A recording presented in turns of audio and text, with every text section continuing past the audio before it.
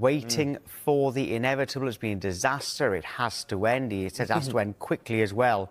Jamie, I know you agree with that. Yeah, look, I feel like a broken record, and Jamie's right. It really is a disaster. It's been a complete nightmare for Man United, and ever since he's come in, I've not seen any type of improvement. And you could argue last season it wasn't his team, and he come in and he didn't really want the job until this season.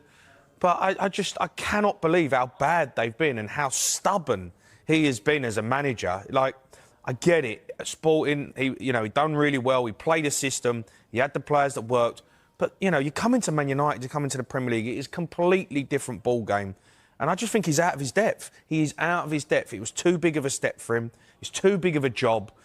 And he's crumbled. And, when I watch him, the formation, I just don't get it. He hasn't got it for the players, the midfield. He's got no legs. You're trying to play Bruno in there, it don't work. But just the way he is as a manager as well is so emotional. He can't watch penalties. He sits in the dugout, he hides. He stands on the side of the pitch, and I'm not convinced that he really knows what he's doing. It's been such a poor appointment for Man United. And the quicker they get rid of him, the quicker they're going to get better. Because I don't actually believe that Man United are that bad. I think they've got some good players. But the formation they're playing does not suit any of the players that want to play in that formation.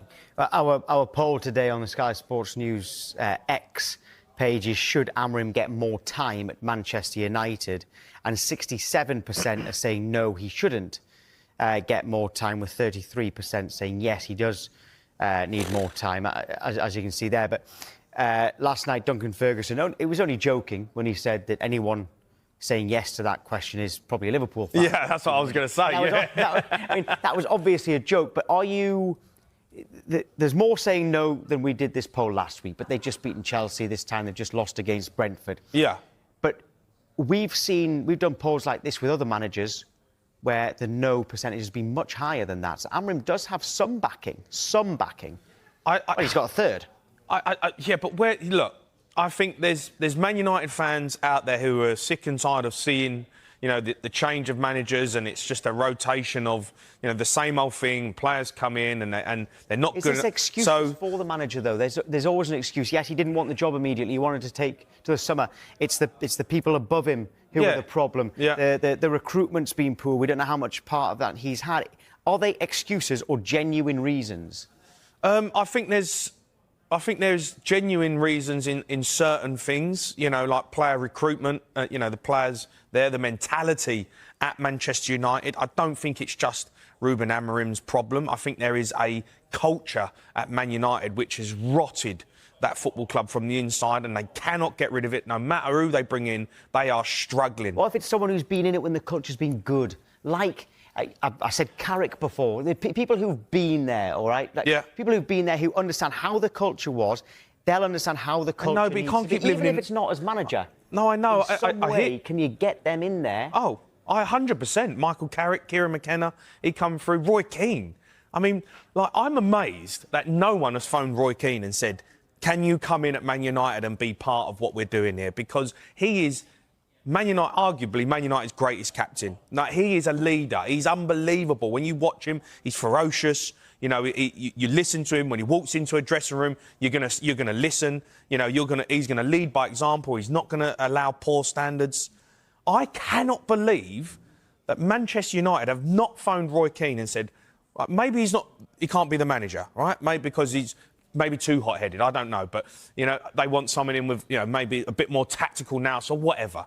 How Roy Keane isn't in at that football club, in that dressing room, in there every day, in the training ground, telling them this is the standard, this is what's Man United, this is what we've built, this is how we do it.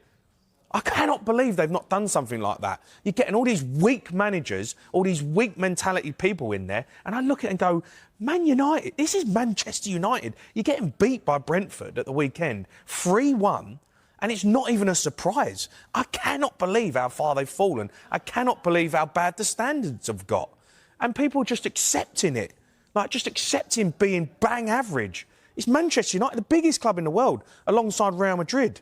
And they're terrible, beyond terrible. Every time I watch them, I'm like, this can't continue. This cannot continue. What is going on? How is this allowed to happen? For me, they should be getting him. Roy, I'm sorry, I know he works for Sky and he's brilliant and I love him, but he needs to be at Man United. He needs to be in that dressing room saying this is the standard of this football club. And if you ain't going to be part of this standard, you're gone, out the door. This is the mentality we're having from day one when I come in here. Ruben Amorim's come in and he's binned off Rashford, he's binned off Garnacho. I'm trying to change the culture. He can't even watch penalties.